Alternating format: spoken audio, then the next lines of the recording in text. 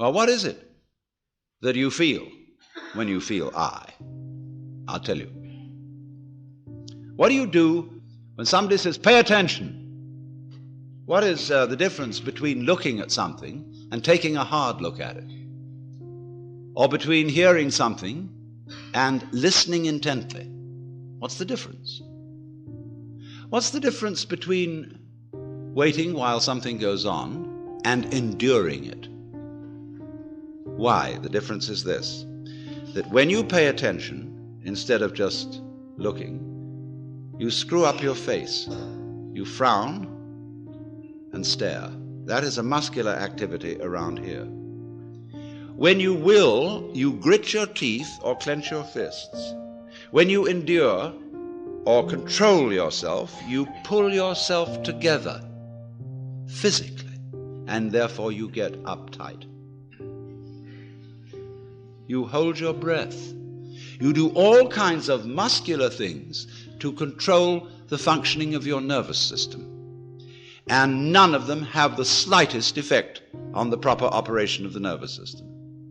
If you stare at things, you will rather fuzz the image than see them clearly.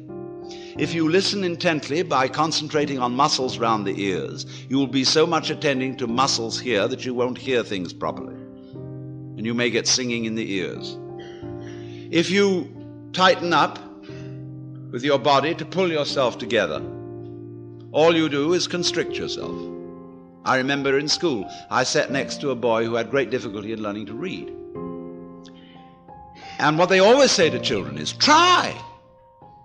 If you can't do something, you must try. So the boy tries. And what has he done? When he's trying to get out words, he grunts and groans as if he were lifting weights. And the teacher's impressed. The boy is really trying, gives him B for effort. All he's doing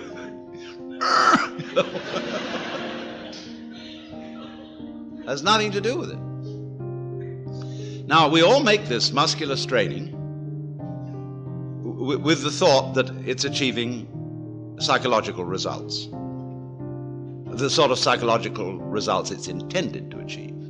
Now, all this amounts to is it's like you're taking off in a jet plane. You've got a mile down the runway and the thing isn't up in the air yet, and you get nervous. So you start pulling at your seatbelt. That's what it is. Now, that is a chronic feeling. We have it in us all the time, and it corresponds to the word I. That's what you feel when you say I.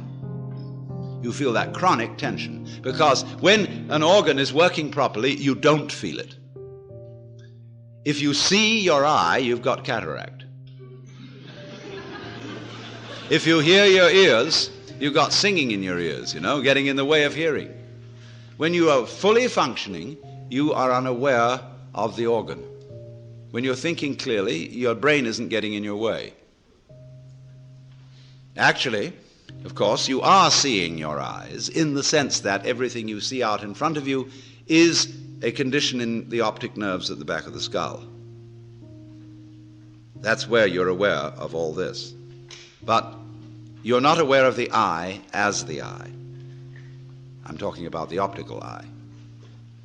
So when we are aware of the ego eye, we are aware of this chronic tension inside ourselves. And that's not us. It's a futile tension.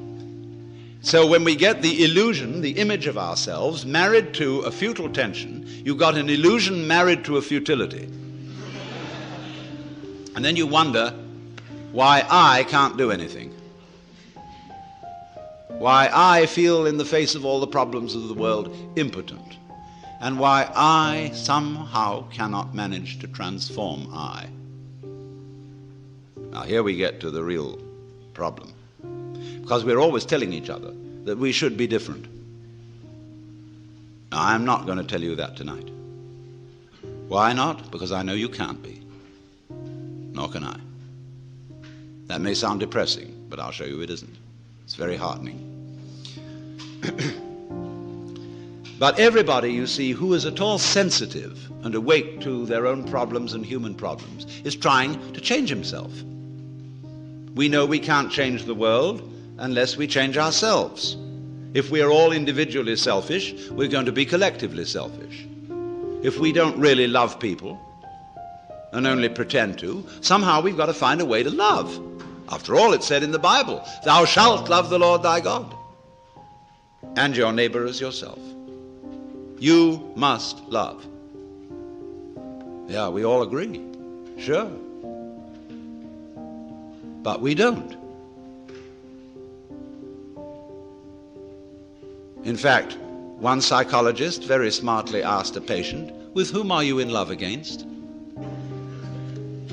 And this particularly becomes appalling when we enter into the realm of higher things, by which I mean spiritual development. Everybody these days is interested in spiritual development. And wisely, because we want to change our consciousness. Many people are well aware that this egocentric consciousness is a hallucination, and that they presume it's the function of religion to change it, because that's what the Zen Buddhists and yogis and all these people in the Orient are doing. They're changing their state of consciousness to get something called satori, or mystical experience, or nirvana, or moksha, or what have you. And everybody around here is really enthused about that, because you don't get that in church. I mean, there have been Christian mystics, but the church has been very quiet about them.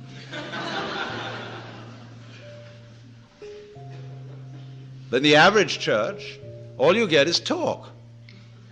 There's no meditation, no spiritual discipline. They tell God what to do interminably, as if he didn't know. And then they tell the people what to do, as if they could or even wanted to. And then they sing religious nursery rhymes. And then to cap it all, the Roman Catholic Church, which did at least have an unintelligible service, which was, you know, it was real mysterious and suggested vast magic going on. They went and put the thing into bad English. And they took away incense, and they became a bunch of Protestants, and the thing was just terrible. So now all these Catholics are at loose ends. As Claire Booth Luce put it, not to be a pun, but she said, you know, it's no longer possible to practice contemplative prayer at Mass. Because you're being advised, exhorted, edified all the time. And it becomes a bore. Think of God listening to all those prayers. Talking about grieving the Holy Spirit. It's just awful. People have no consideration for God at all.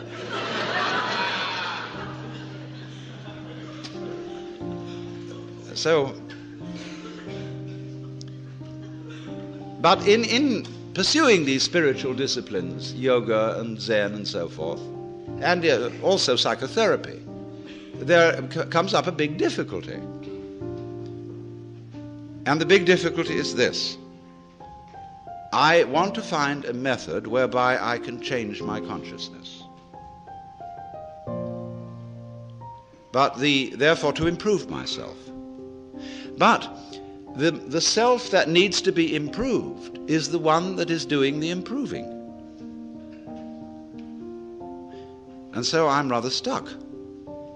I find out the reason that I think I believe, say, in God,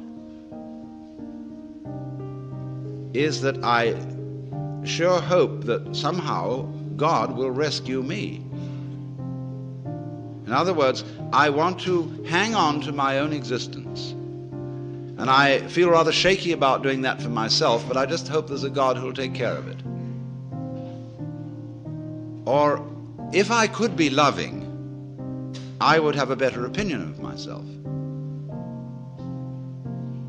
I'd feel better about it.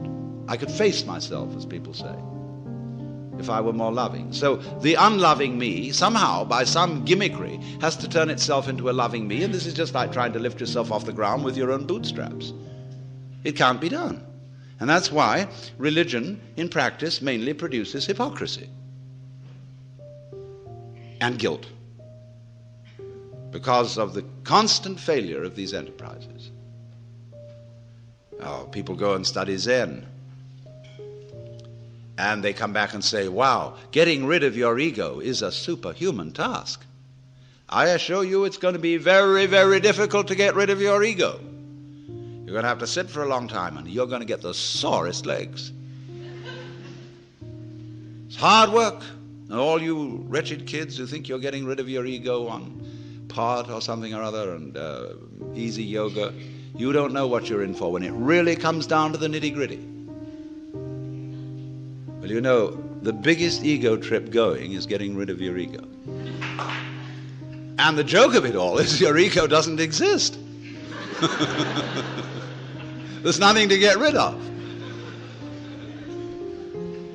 It's an illusion, as I tried to explain.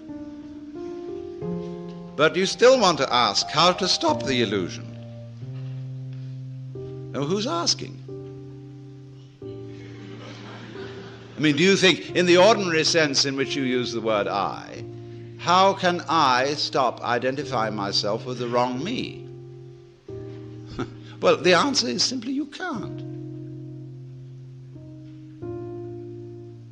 Now, the Christians put this in their way when they say that mystical experience is a gift of divine grace. Man, as such, cannot achieve this experience. It is a gift of God, and if God doesn't give it to you, there's no way of getting it. Now, that is solidly true. You can't do anything about it because you don't exist.